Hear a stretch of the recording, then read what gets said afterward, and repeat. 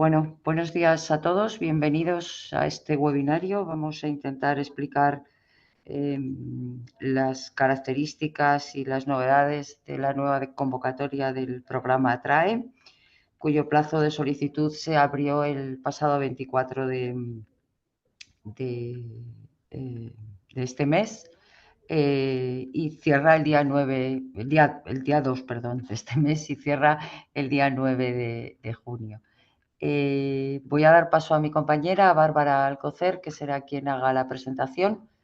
Recordarles que todo el webinario y la presentación se grabará y lo publicaremos en la página web de la agencia, donde podrán obtener toda la información y probablemente estará disponible mañana.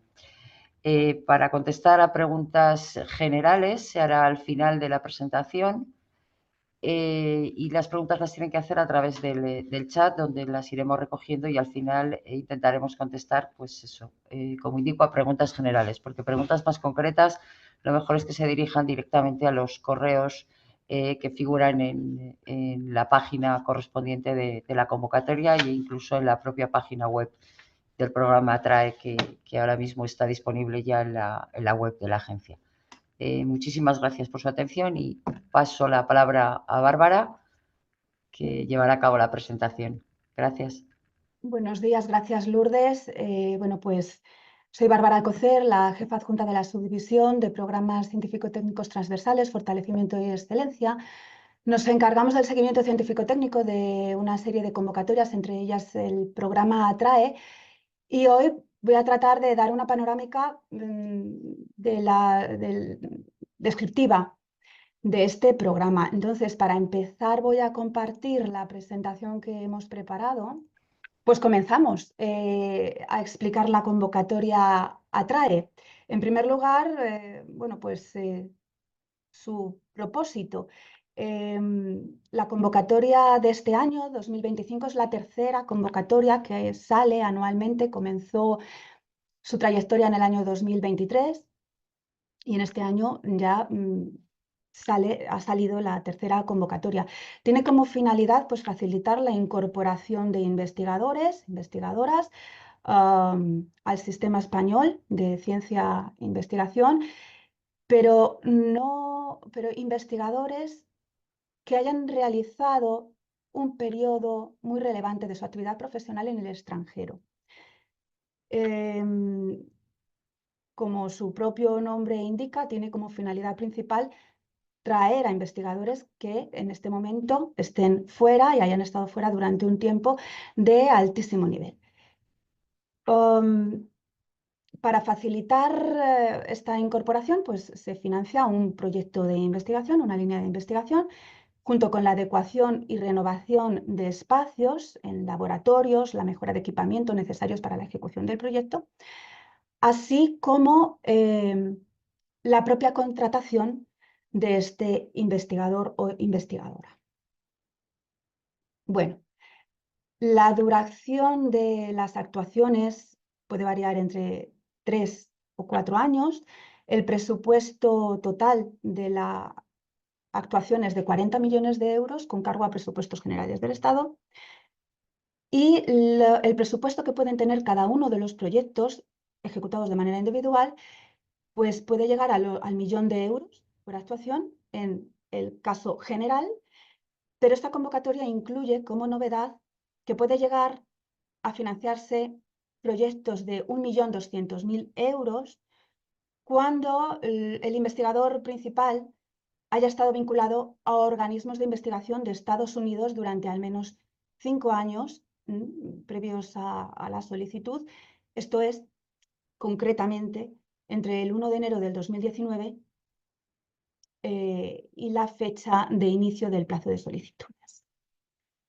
Bueno, pues las actividades a realizar con carácter, digamos, obligatorio sería la ejecución propia del proyecto y la contratación de este investigador principal concreto, quedando de manera opcional el presupuesto para adecuación de espacios. Estas convocatorias sí que tienen una obligación taxativa, desde luego, Y es que antes de que finalice el periodo de ejecución de la ayuda, de estos 3 o 4 años, las entidades beneficiarias han de haber creado un puesto de trabajo de carácter permanente para estos investigadores en el ámbito de conocimiento propio, en el que ellos han obtenido la ayuda, y además cubrir ese puesto también dentro de este periodo de ejecución de 3 o 4 años. Por lo tanto, las ayudas comenzarán con una contratación, con un contrato de investigador distinguido, pero habrán de terminar con una contratación estable dentro del propio centro beneficiario de la ayuda. ¿Qué centros de I+D pueden ser beneficiarios de estas ayudas? Bueno, pues en primer lugar, los organismos públicos de investigación. También podrán ser beneficiarios de las ayudas las universidades públicas y sus institutos universitarios, las universidades privadas también con capacidad y actividad demostrada de I+D. Las entidades e instituciones sanitarias públicas o aquellas vinculadas o concertadas con el Sistema Nacional de Salud, que realicen obviamente actividades de I+D.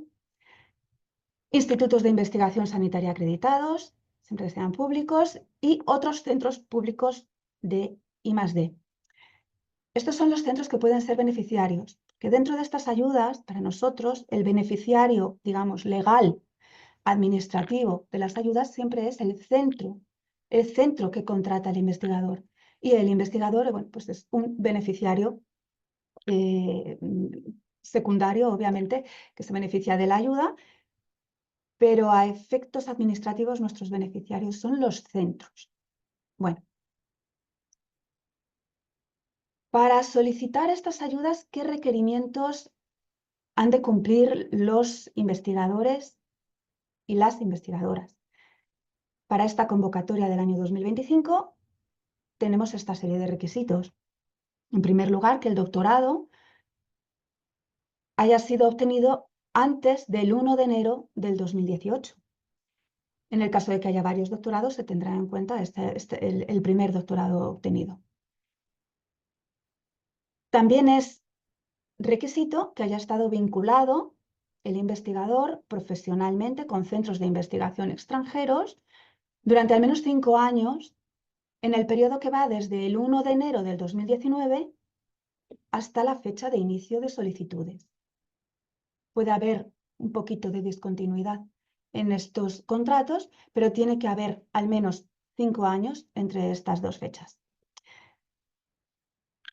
Otro requisito es no estar ocupando ya una plaza de carácter permanente, ni tampoco estar pendiente de una ocupación de una plaza, digamos, ya ganada, o pendiente de cubrir o de tomar posesión de esa plaza obtenida en España.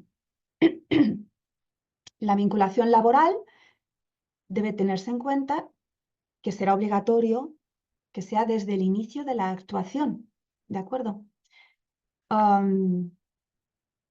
Desde el inicio de la actuación tiene que haber una vinculación laboral del investigador principal con la institución, teniendo en cuenta que calculamos que probablemente en febrero del año 2026 esté la resolución de concesión, y la convocatoria establece que en ningún caso las incorporaciones, la fecha de inicio de los proyectos podrá ser anterior al 1 de abril del 2026, con lo cual hay tiempo de preparar una incorporación correctamente a los centros.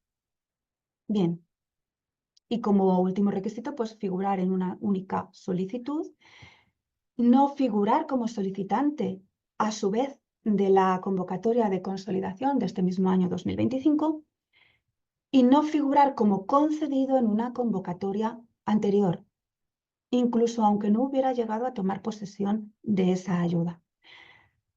Y finalmente, pues no haber obtenido menos de 80 puntos en una convocatoria anterior, porque, como luego explicaré, se requiere una puntuación mínima de 90 puntos y un investigador que hubiera sacado en una convocatoria anterior, justo la anterior del 2025, una nota inferior a 80 puntos, no consideramos que en un año haya podido dar un salto tan grande como para pasar a ser elegible con 90 puntos al año siguiente. Bueno,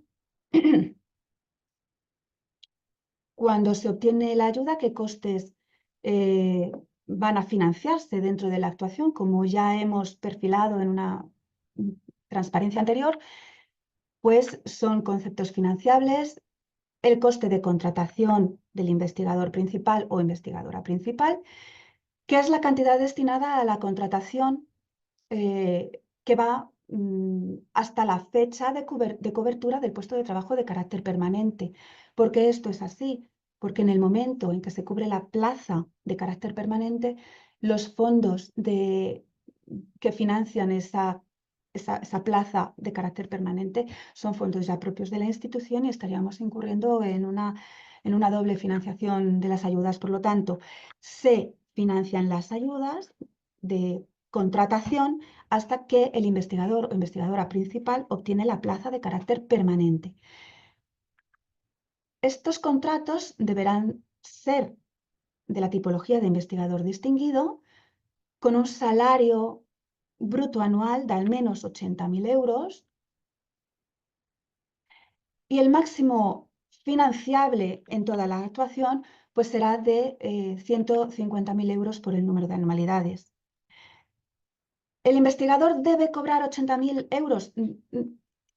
Irremediablemente esa cantidad no puede, por supuesto, puede cobrar más, pero los 80.000 euros anuales brutos pues es el mínimo que deben pagar los centros que contraten a estos investigadores. Por parte del proyecto de ejecución y de la adecuación de espacios tenemos otra serie de datos aquí, ¿no? Y es que se financia el coste de ejecución del proyecto y el coste de establecimiento y mejora de instalaciones y equipos también puede financiarse hasta un 30% del importe justificado como coste de ejecución del proyecto, ¿de acuerdo? Y a esto deben añadirse el 25% que se calcula en costes indirectos de estos dos conceptos que tenemos aquí con fondo en color naranja, tanto el coste de ejecución como los costes de establecimiento y mejora de instalaciones y equipos.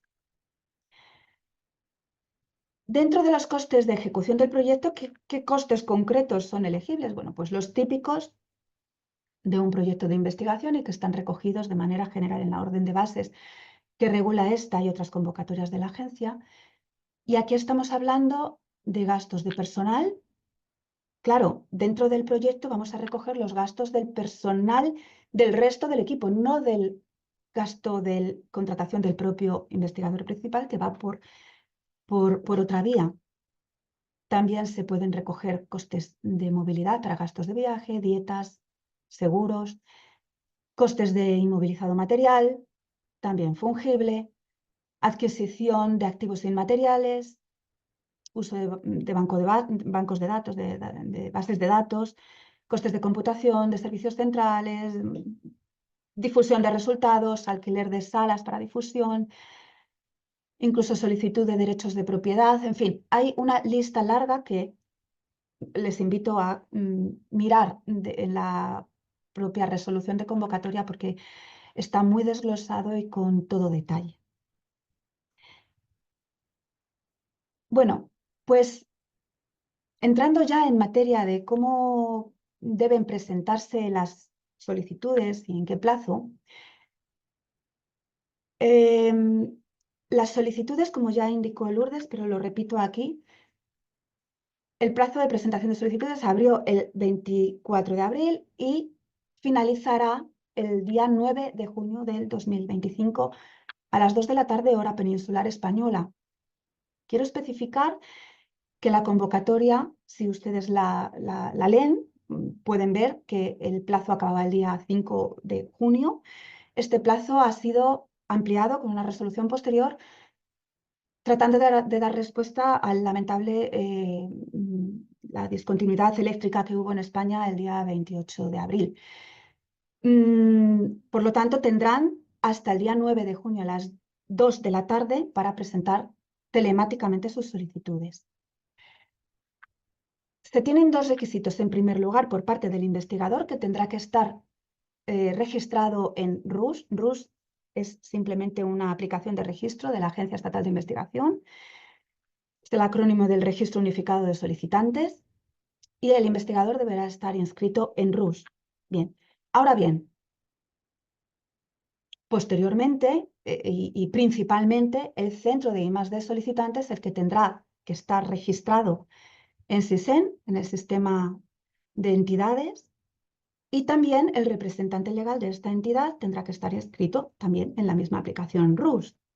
Será el centro solicitante quien cumplimentará la información de cada solicitud con algunos datos, obviamente, del investigador y adjuntará los documentos que se exijan, de los que luego hablaré en una transparencia posterior. Validará y enviará telemáticamente la solicitud con toda esta información incorporada y finalmente confirma electrónica, anotará la aplicación en el registro electrónico. Bueno, ¿qué contenido tiene la solicitud? Bueno, pues en primer lugar, el proyecto que se presenta, su área y su área temática, y un resumen en español y en inglés. También tendrán que rellenarse datos del investigador principal, tanto datos académicos como de su situación profesional, su código ORCID y una reseña de su currículum vitae que es recomendable incorporar también con esta información en inglés. Obviamente, aunque sea el centro quien tiene que incorporar toda esta información, pues tendrá que aportarla previamente al centro de I+D, tendrá que aportarla al investigador. El centro también tendrá que hacer una descripción de las acciones que llevarán a cabo para la creación y cobertura de la plaza dentro del periodo de ejecución de la ayuda.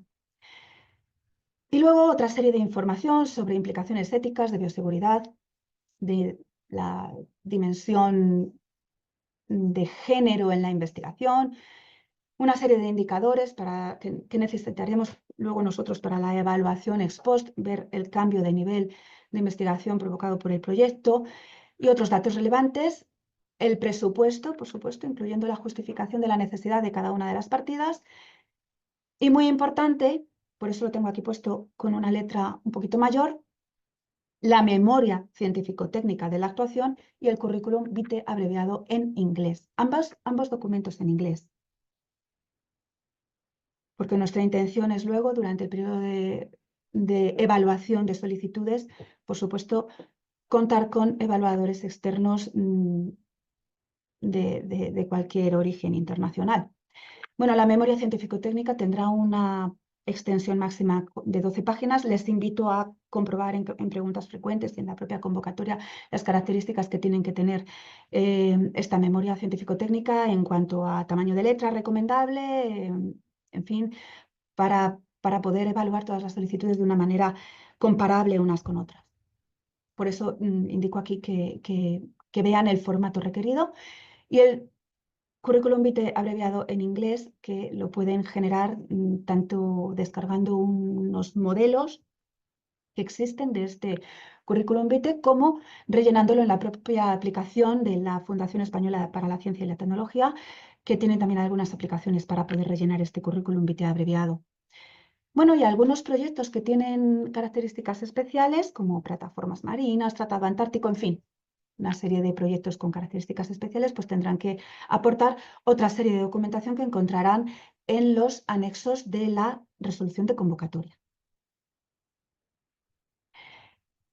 En cuanto, bueno, sí quiero especificar aquí que es muy recomendable que presten toda la atención a la redacción correcta, tanto de la memoria científico-técnica como del currículum vitae abreviado desde el principio, porque son dos documentos, en principio no subsanables. No puede luego en un periodo de subsanación añadirse ni modificarse ninguna información. Y además son los dos documentos básicos sobre los que se va a realizar todo el proceso de evaluación científico-técnica de las solicitudes. Por lo tanto, son los dos documentos muy importantes y no subsanables, ¿de acuerdo? Es importante remarcarlo. Bueno, la memoria, ¿qué contenido tiene? Bueno, pues una serie de datos generales de la propuesta, su nombre, sí que se pide un título de la actuación y un acrónimo de la actuación, tanto en inglés como en español. la justificación y novedad de la propuesta, los objetivos, la metodología, el plan de trabajo que se quiere desarrollar, las contribuciones científico-técnicas del investigador o investigadora principal, la justificación del presupuesto solicitado, el impacto esperado de los resultados y las condiciones específicas que ya he anunciado antes, que se encuentran en el anexo tercero de la resolución de convocatoria para determinados proyectos de Tratado Atlántico, plataformas marinas, etcétera, etcétera. Bueno, cuando ya tenemos en la Agencia Estatal de Investigación todas las solicitudes, se revisan todas.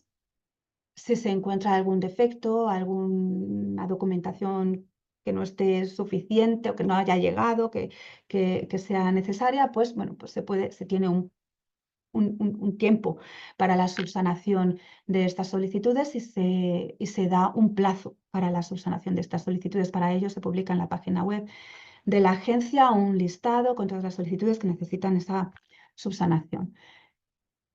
Cuando están todas subsanadas, bueno, pues entonces pasan a evaluar. La evaluación tiene dos fases. La principal y principalísima, diría, eso es la fase que atraviesa en las comisiones técnicas.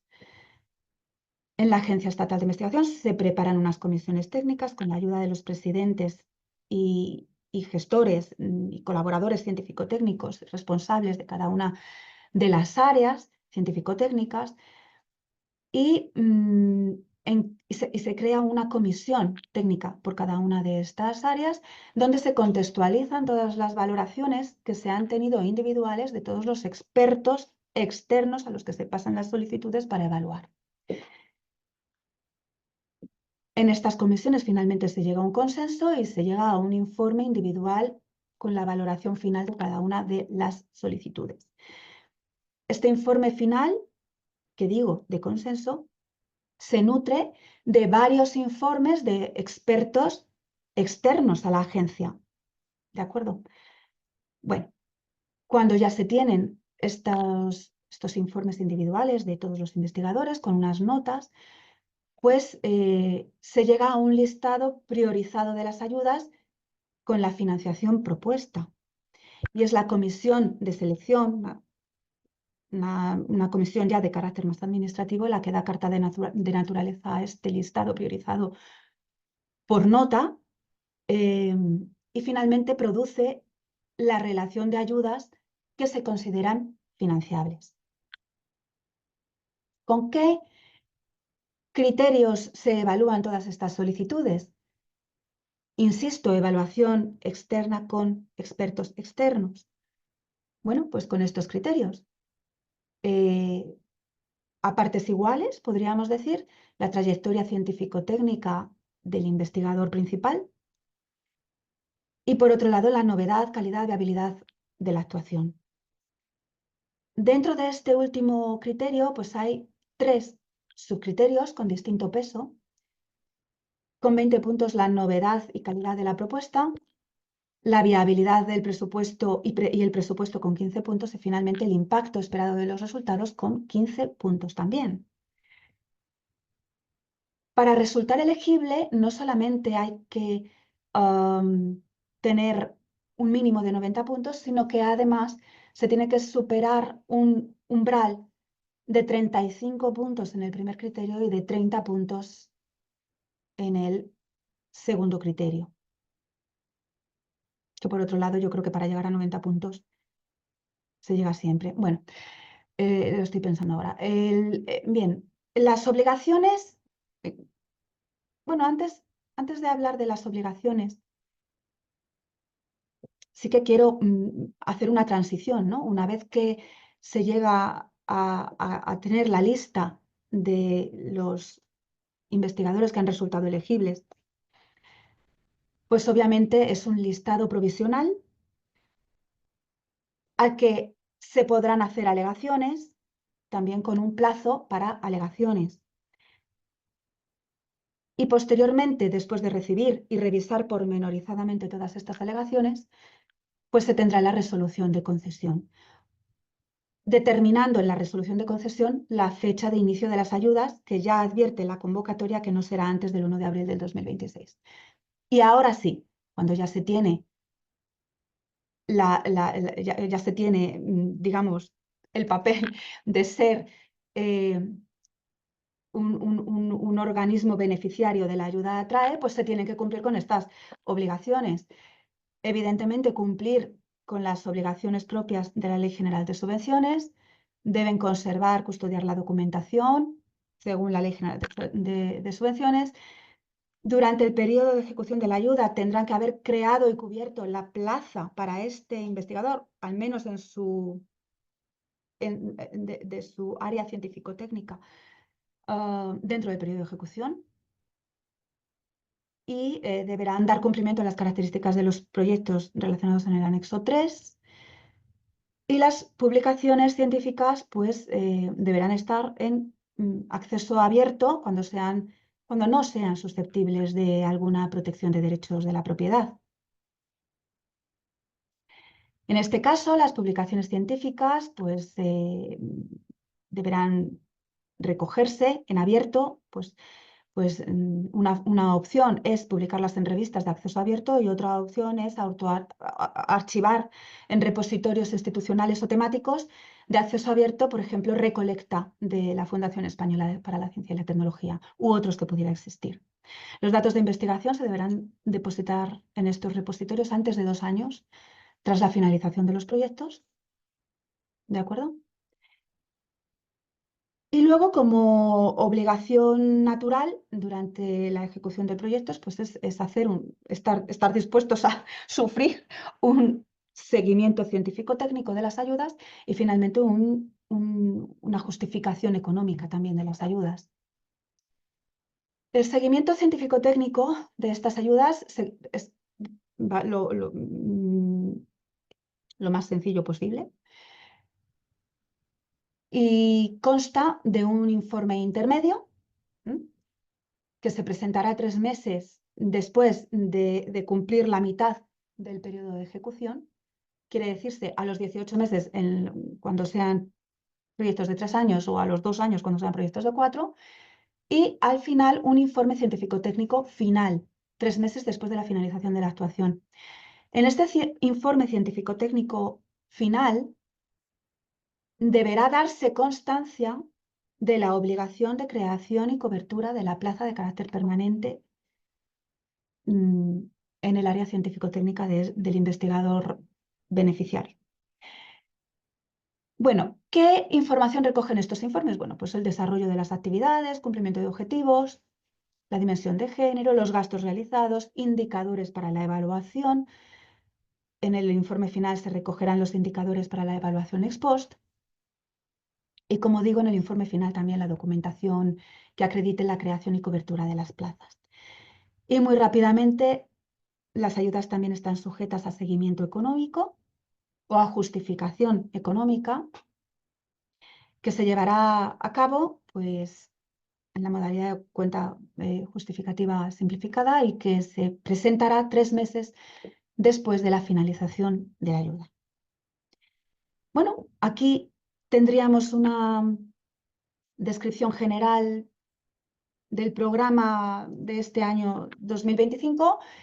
Seguro que surgen muchas ayudas, a alguna podremos dar respuesta ahora, pero sí quiero resaltar esta última transparencia porque muchas veces las preguntas surgen cuando uno ya se sienta a escribir, ¿no? Y en el caso de que lo que ustedes estén escribiendo sea la solicitud, pues podrán dirigir sus consultas a este correo electrónico atrae.solicitud@aei.gov.es.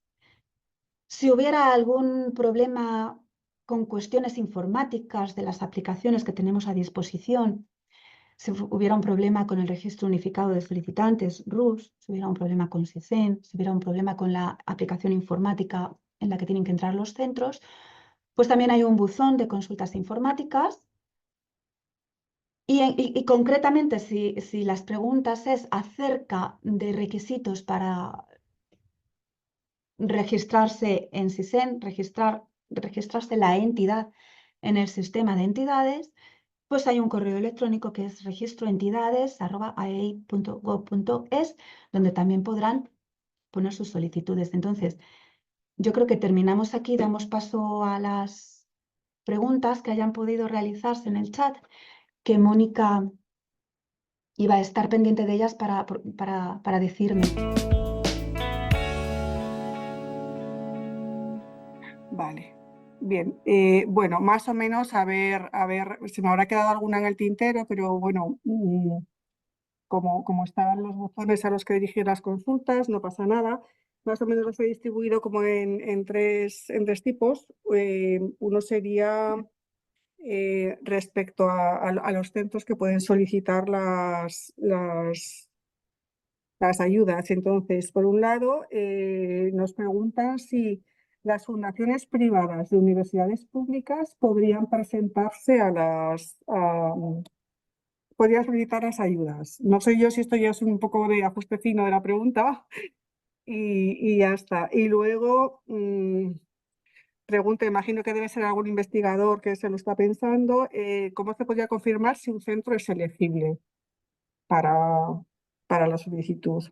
Esa es por un lado.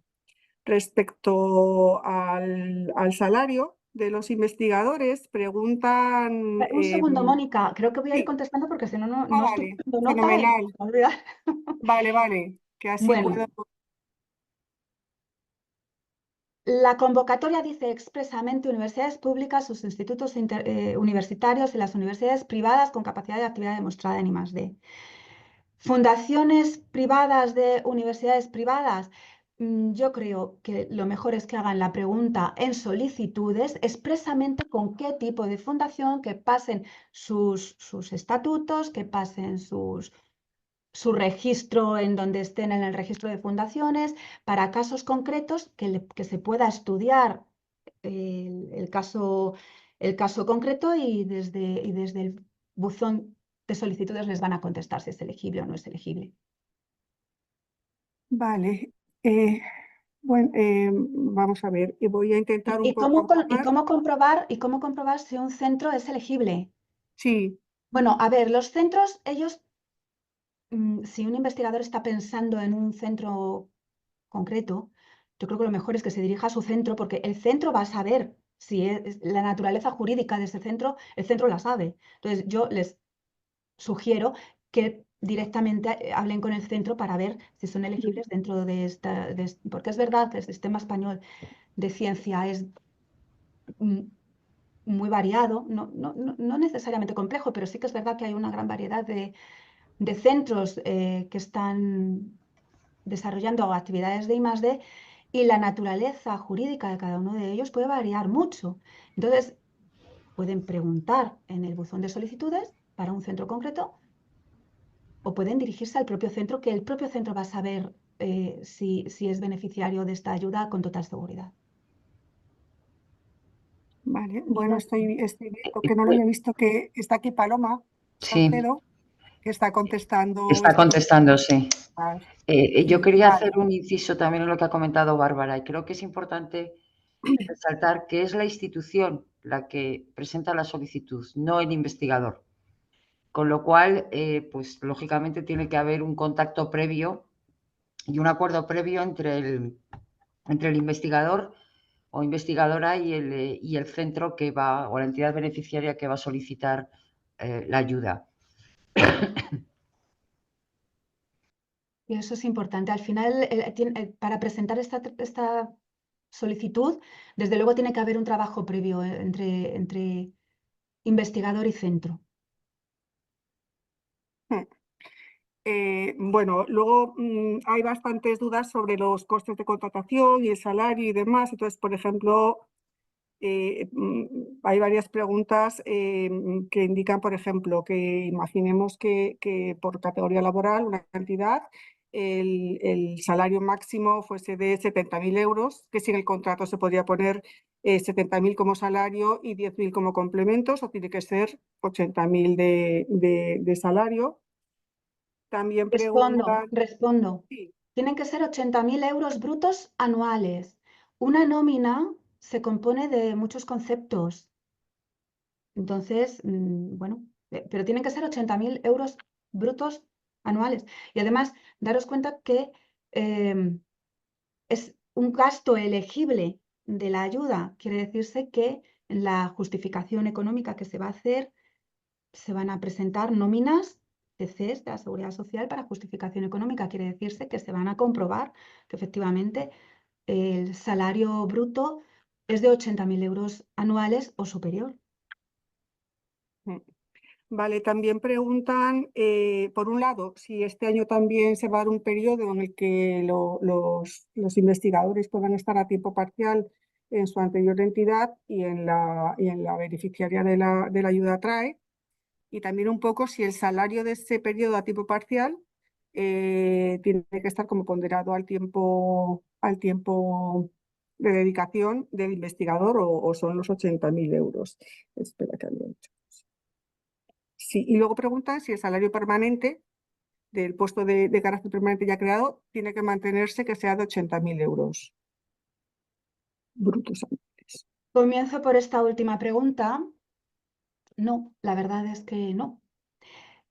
Cuando obtenga la plaza de carácter permanente será conforme a las modalidades que tengan en cada una de las instituciones, que como estamos viendo son instituciones públicas, pues a excepción de universidades privadas, van a ser puestos funcionariales con las bandas salariales propias de los puestos que ocupen propios, ¿no? Entonces, este mínimo de 80.000 euros brutos anuales debe cumplirse mientras es elegible el coste de contratación del investigador, y una vez que quede estabilizado, pues serán las bandas salariales propias del puesto que haya ocupado. Vale. Y en cuanto lo que decías del tiempo Los parcial, contratos a tiempo perdona. parcial, por un Sí, lado, sí va a haber un plazo para que estuviesen a tiempo parcial en los centros hasta la incorporación definitiva, pero por otro lado, el salario de ese periodo a tiempo durante el parcial sí se primer puede año, prorratear sí. según. Durante el primer año puede haber un tiempo parcial. Y bueno, y evidentemente los 80.000 euros brutos anuales, pues, pues en el primer año, pues lógicamente, a ver, corrígeme Lourdes si me equivoco, pero yo creo que estos 80.000 euros tendrían que contestarlo en Eh, justificación económica si van a aceptarse menos de 80.000 euros para a investigadores a ver, tiempo lo parcial. pone la convocatoria que Lo hay que ponen, hacer, sí, que exactamente. hay que prorratear Prorratear, vale, gracias. el salario en función del porcentaje de tiempo parcial que vaya a estar con esta Sí, ayuda. tiene toda la lógica, evidentemente. Vale, Mónica. Bueno, hay varias preguntas relacionadas sobre la obligatoriedad o no de presentar una carta, digamos, como de recomendación, pero está Paloma respondiendo. También preguntan sobre los costes del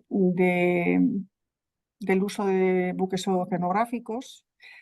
Y también es que está ya Paloma muy activa. Sí, Eh, eso del uso de buques oceanográficos, etcétera, está recogido en la convocatoria en uno de los sí, anexos, las sí. características que Sí, tienen. luego sí que han Y la preguntado varias documentación que tienen que personas. aportar expresamente, sí. Por eso. Vale, y luego han preguntado varias personas porque hemos hablado de la fecha a partir de la cual se pueden incorporar los investigadores, que sería el 1 de abril del 26, pero nos preguntan por cuál sería la fecha máxima de incorporación. Saldrá en la La resolución de fecha, concesión. sí, la fecha máxima bueno, no es máxima de incorporación, es una fecha de incorporación concreta, ¿vale? No es ni máxima ni Sí, mínima. Saldrá, como dice Lourdes, en la resolución de concesión, pero sí que la convocatoria advierte que no será antes del 1 de abril del 2026. O sea, que podrá ser el 1 de abril del 2026 o con la resolución de concesión establecerse una fecha posterior. No obstante, seguramente en diciembre de este mismo año ya se tendrá la resolución provisional, según está colgado ahora mismo el calendario, el calendario de las convocatorias de la página web. Tenemos periodo de solicitudes ahora entre abril y mayo, propuesta de resolución provisional prevista, estos siempre son previsiones y no todos los trámites dependen de la agencia, ojo, prevista para diciembre de este mismo año 2025 y la concesión prevista para febrero del 2025. Esa es la previsión que hay ahora mismo. O sea, que desde que se tiene la resolución provisional, desde luego puede el investigador ya empezar a pensar cómo organizar su cambio de centro, si es que, bueno, lógicamente es necesario un cambio de centro. Sí, luego hay, es verdad que hay muchas preguntas, que imagino que son investigadores, sobre los modos de estabilización de los investigadores en las entidades. Y al final, pues tienen que adaptarse a los tipos de contratación que tengan las entidades y, por supuesto, a los salarios que tengan las entidades, imagino investigadores catedráticos, investigadores distinguidos en grupos de investigación o El lo que grueso de sea. los beneficiarios, sí, el grueso de los beneficiarios de esta convocatoria, quitando universidades públicas, son centros públicos. Perdón, quitando universidades privadas, son centros públicos. Los procedimientos de creación de plazas de carácter permanente son los que salen en la oferta de empleo público. Esos son los puestos de carácter permanente. Sí. Bueno, preguntan también sobre el requisito de haber estado en el extranjero con fecha desde el 1 de enero. Bueno, pregunta para que les aclaremos si este requisito es para todos los investigadores, independientemente de su procedencia. O sea, si los españoles tienen que cumplir este requisito y los extranjeros también ese Para requisito. todos los investigadores, todos. el requisito, Sí. la convocatoria está abierta a todas las nacionalidades, también la española. Puede haber investigadores españoles que hayan llevado a cabo sus 5 años de investigación en el extranjero entre este periodo desde el 1 de enero del 2019 hasta el inicio de solicitudes. Entonces, no hay nada especial. Todas las solicitudes tienen el mismo requisito: haber desarrollado su investigación durante al menos 5 años en el periodo que va desde el 1 de enero del 19 hasta el periodo de solicitudes. Perdonad, están preguntando el porcentaje de éxito de esta convocatoria. Bueno, pues está en torno entre el 10 y el 15%, más o menos, de las solicitudes presentadas son las que se han financiado en las últimas convocatorias, pero hay que pensar que los presupuestos que tiene cada convocatoria son diferentes, entonces no tienen por qué coincidir estos porcentajes.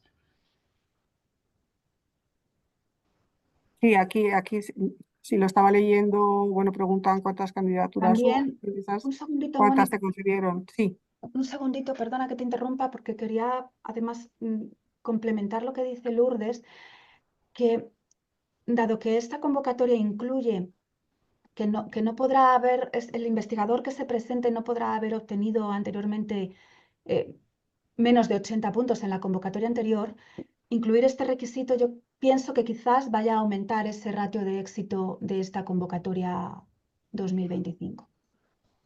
Porque estamos poniendo ahí, digamos, un requisito más, una defensa más ante la posible idea de solicitud de algunos investigadores.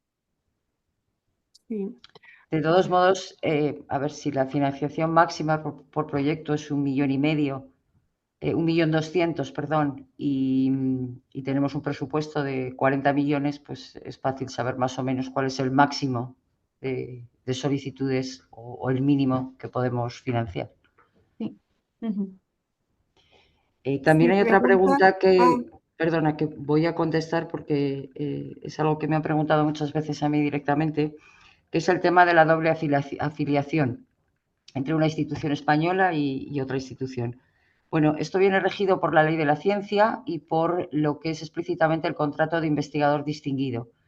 Entonces, en principio, ese contrato sí que permite que pueda tener una dedicación parcial y otro contrato con otra entidad, pero tiene que cumplir la ley de incompatibilidades española y además estar de acuerdo la propia institución para hacerle este tipo de contrato. O sea, que es que eso es específico para cada uno de los casos. No se puede dar una respuesta general. ¿Cuántas convocatorias más saldrán? No Eh, sabemos. sí, que si se espera la convocatoria del 26, ahí es que se me mueve el chat. Es que tenía aquí un par de preguntas que no había apuntado, que va muy rápido ya las preguntas. A ver, perdonad. Pero está aquí. Sí, bueno, pregunta alguna entidad que sí, que hasta el final nos ha enterado muy bien, si es que la entidad que solicita la ayuda tiene que adjuntar algún tipo de documentación en el que indique el compromiso de crear una plaza permanente o no lo tiene que adjuntar con la solicitud. La firma de la propia solicitud ya Sí. le obliga a crear esa plaza permanente. Sí, junto con la firma firma y presentación de la solicitud hay una serie bastante extensa de obligaciones con las que se compromete el centro. Pero es que no solo eso, es que además en la solicitud tiene que reflejar también, como si dijéramos, un plan de acción de creación y cobertura de la plaza, con lo cual lo tiene que expresar Sí, con todo. preguntan también si las cartas de referencia o de apoyo a los investigadores las tiene que hacer el centro beneficiario o solicitante más bien, o son cartas de instituciones y personas externas, bueno, que conozcan el currículum del De investigador. personas externas, eso es documentación que el investigador tendrá que preparar para darle al centro para hacer la solicitud. Pero Vale, las recaba el investigador generalmente. sí, sí, sí. Vale, y también preguntan si los 200.000 euros adicionales para investigadores provenientes de Estados Unidos serían solo para los costes del proyecto o costes de establecimiento. Podría ser para los dos, Es, entiendo yo. sí, Sí, sí, es el general de toda la actuación. Es el general de toda la actuación. El 1.200.000. Que incluye el coste de contratación, costes de proyecto y costes de adecuación y equipamiento. Y costes Es el indirectos. total. Y costes vale, indirectos. Y indirectos, por supuesto, sí, sí, sí. Y el 25% de indirectos de estos dos últimos, de proyecto y adecuación y equipamiento. vale. Bueno, aquí pregunta una persona cuál sería un ejemplo de elaborar un presupuesto en el área de ciencias sociales. Como, Pues entiendo que igual que en cualquier otro área, ¿no? De acuerdo con las necesidades para llevar a cabo la actuación, incluyendo la contratación del IP y, bueno, y si necesita alguna remodelación de algún de espacio dentro de la institución. Pero no hay un... Depende de qué es lo que vaya a hacer en el proyecto, de qué actuaciones vayan a hacer. sí, Hay un modelo. sí. A ver, las cartas de recomendación. eh, bueno, pregunta por cómo sería la distribución de las ayudas por áreas. No hay distribución a priori. Vale. Pues, a ver, yo me imagino que del principio se me ha escapado alguna, porque ha sido como un aluvión y además intentaba agruparlas, pero yo creo que más o menos a grandes rasgos están más o menos concretamente respondidas, pero creo que están todas. Eh, Bueno, preguntan por el plan de acción varias veces, si lo tiene que elaborar la universidad o quién lo tiene que elaborar. ¿Quién tiene que Pero elaborar el qué? Perdona, Mónica. Plan de acción, que no, ¿El plan de acción se refiere a la memoria? imagino que se refiere a la memoria del proyecto. Bueno, a ver, por lógica, lo lógico desde luego es que lo redacte el propio investigador principal, que es el que lo va a tener que realizar, liderar y llevar a cabo. Ujú. La memoria que tendrá que rellenar conforme al modelo disponible y dársela al centro para que la adjunte a la Ah, solicitud.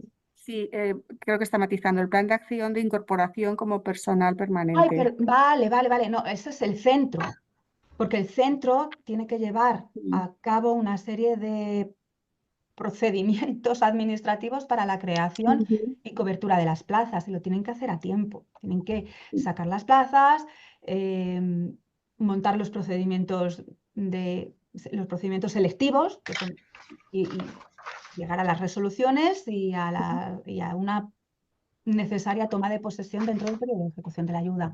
Se refiere al centro. El centro tiene que redactar esa parte.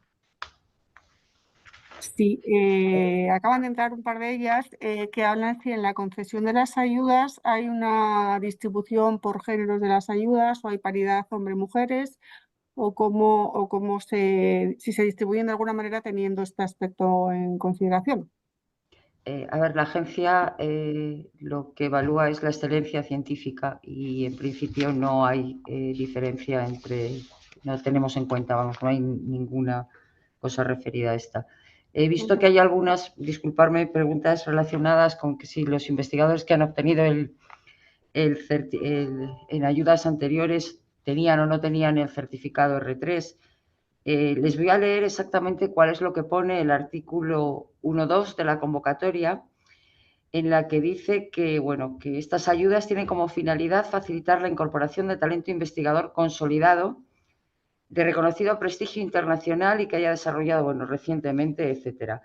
Y dice que se considera investigador o investigadora consolidado de reconocido prestigio internacional a personas que correspondan a criterios tales como encontrarse dentro del 10% de investigadores o investigadoras más destacadas en su área de especialización a nivel global, ser investigador o investigadora responsable de un proyecto activo, por ejemplo, del Consejo Europeo de Investigación, poseer el nivel más alto de la carrera académica investigadora en el país de origen, o haber dirigido como IP un número significativo de proyectos de investigación en convocatorias competitivas, ya sean nacionales, de cualquier país o internacionales, habiendo realizado a lo largo de su carrera contribuciones de gran relevancia e impacto en su área de especialización.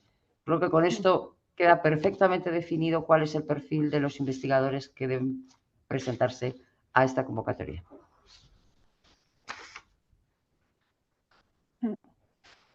Bueno, preguntan sobre si las entidades las universidades tienen que indicar en la solicitud cuál es el departamento de la universidad en el que se va a convocar la plaza permanente o simplemente es en el área del investigador. En el área científico-técnica del investigador principal.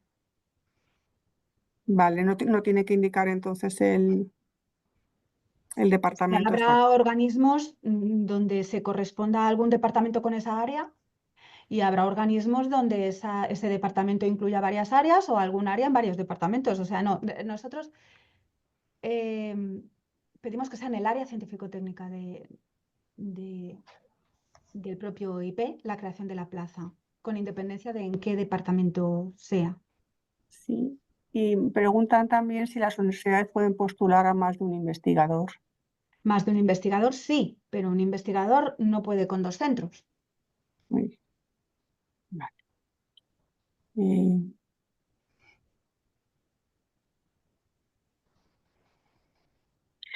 Nos preguntan, bueno, si podríamos explicar de nuevo la distribución. ¡Ay! Que se me va.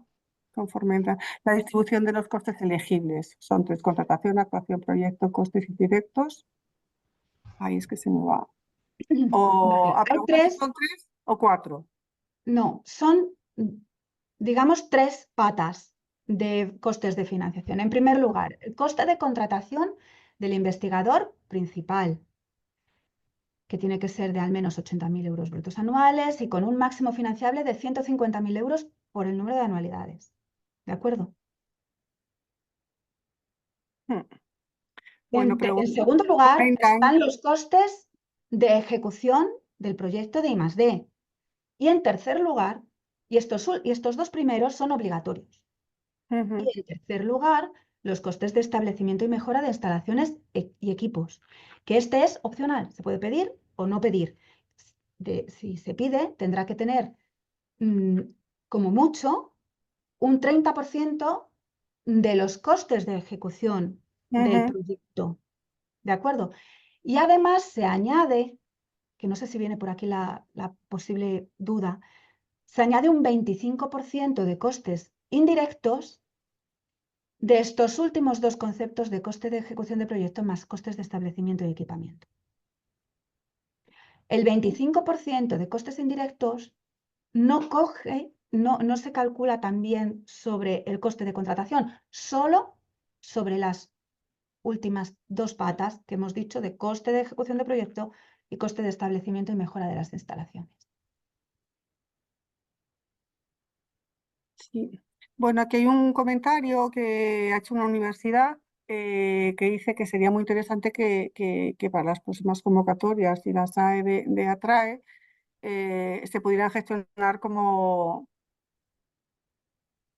vamos, como las ayudas de recursos humanos para la investigación, aunque luego es verdad que tiene financiación de diferentes capítulos, ¿no? Sí, creo que el propio investigador haga la solicitud y luego sea validada y firmada por la entidad solicitante realmente de la ayuda. Y bueno, pues detrás de este comentario sí que ha habido varios de acuerdo, de acuerdo, de acuerdo. Y nada, era un comentario que nos querían hacer, pero no nos pregunta. Yo creo que ya no van entrando así. Preguntan si el coste de contratación entra en la ejecución. No, el coste de contratación del investigador principal tiene una, digamos, partida presupuestaria independiente. En el coste de ejecución del proyecto sí se podrá poner gastos de personal de otro personal que no sea el investigador principal. Bueno, ha entrado otra, parece que la última, de cuántas referencias externas son necesarias para la solicitud. No he entendido, Mónica, repítemelo, no lo he entendido. ¿Cuántas referencias externas son necesarias? Entiendo que estamos hablando de las cartas de referencia para No presentar. hay establecido un mínimo ni un máximo. Lourdes, no sé si... No. De hecho, hay algunas propuestas que no vienen con ninguna, o sea que no es un documento obligatorio. Bueno, pues yo creo que ya vamos a terminar, que ya No, se están... perdona un momento, Lourdes, no es que acaba de entrar otra, que es verdad que tenía yo que apuntada y se me había olvidado comentárosla. Por eso, si te parece ya, si quieres la Sí. última, lo que sea. Pregunta si los 150.000 euros del coste de contratación del IP son para la duración completa del proyecto, los 3-4 años, o es para cada año, es decir, 450.000 euros en 3 años o 600.000 en 4 años, Por el número de anualidades. por el número de anualidades. O sea, son Por anual. 150.000 al año. Daros cuenta que luego también hay un coste aquí, un coste fantasma, digamos, y es el de la cuota empresarial a la seguridad social de este investigador. Y que puede ganar un poco más también, por supuesto. Se pone el límite de 150.000 euros por año, como costes de contratación. Bueno, pues yo creo que ahora sí ya podemos darlo por finalizado. En cualquier caso, bueno, pues tienen a su disposición los correos electrónicos, tanto en la presentación que ha hecho Bárbara, que la tendrán disponible mañana, como en la propia página web de la agencia, donde podrán dirigir pues, las preguntas así mucho más concretas para cada uno de sus casos. Muchas gracias, Bárbara y Mónica. Y bueno, pues nada, que tengan muchísima suerte. Bueno, muchas gracias a todos también por vuestra atención. Gracias. Adiós. Hasta luego.